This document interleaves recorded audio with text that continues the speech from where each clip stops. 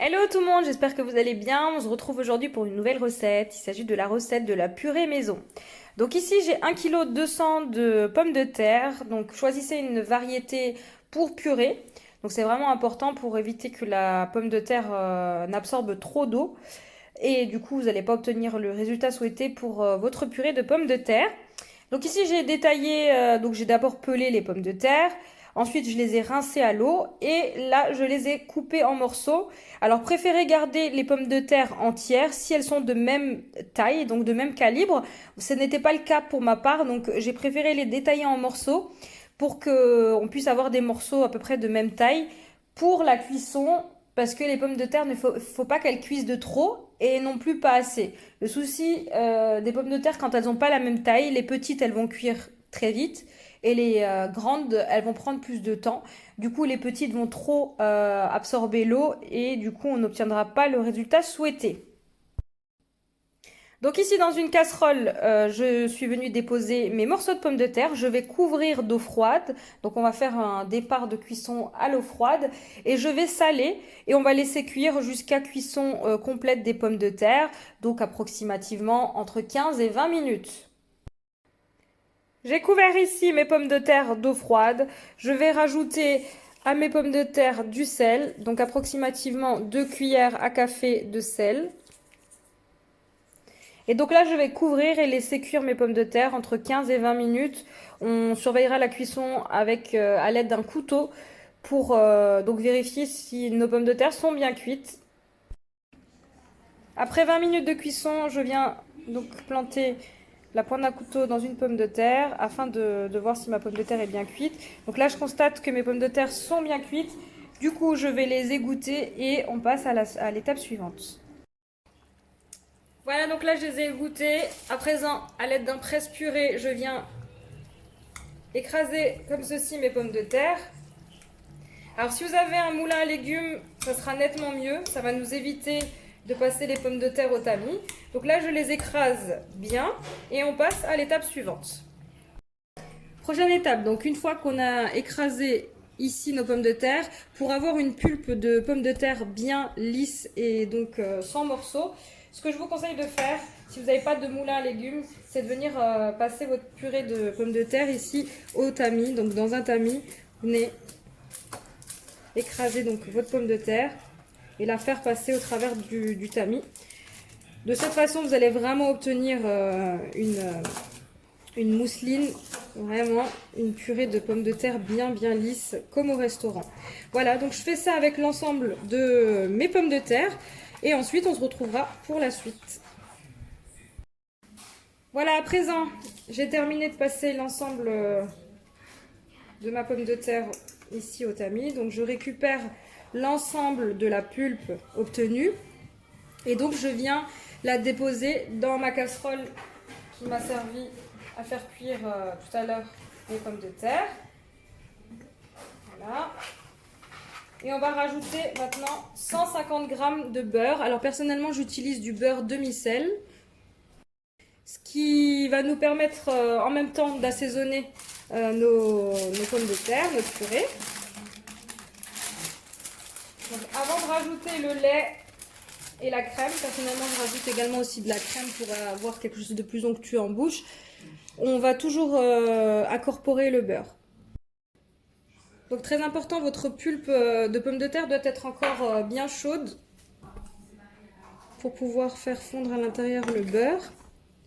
À côté de ça, on fait chauffer une casserole avec 150 g de lait additionné à 100 g de crème fraîche liquide entière.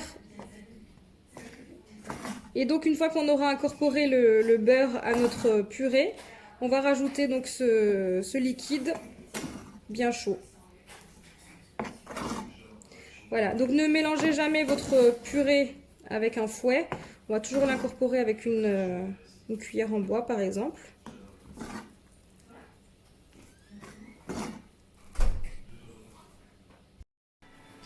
Voilà ce que j'obtiens en ayant incorporé donc le beurre. On voit bien qu'on aura une purée bien lisse. Donc là, je commence à incorporer tout doucement le mélange de crème et de lait bien chaud. Et on y va progressivement pour obtenir la texture désirée. Donc chacun aime la purée à sa façon. Donc je vous conseille de ne pas mettre le liquide entièrement dès le départ et de l'incorporer au fur et à mesure jusqu'à obtenir la texture désirée de votre purée. Alors moi personnellement avec les quantités que je vous ai données, c'est comme ça que je l'aime, ma purée. Après, si vous la préférez plus liquide, vous pouvez rajouter encore un peu de lait ou de crème. Ou si au contraire, elle vous paraît trop épaisse, vous pouvez, ou justement déjà trop liquide, vous pouvez vous arrêter. Donc à la fin, on va rectifier l'assaisonnement si nécessaire. Vous pouvez rajouter du beurre, du sel, du poivre et facultatif de la noix de muscade.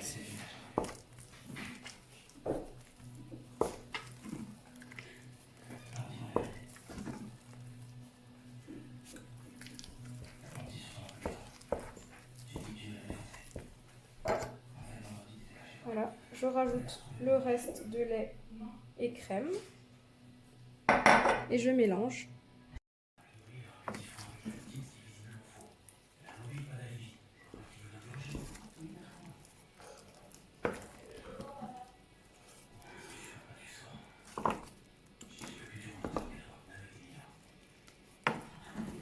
J'ai hâte de passer à table.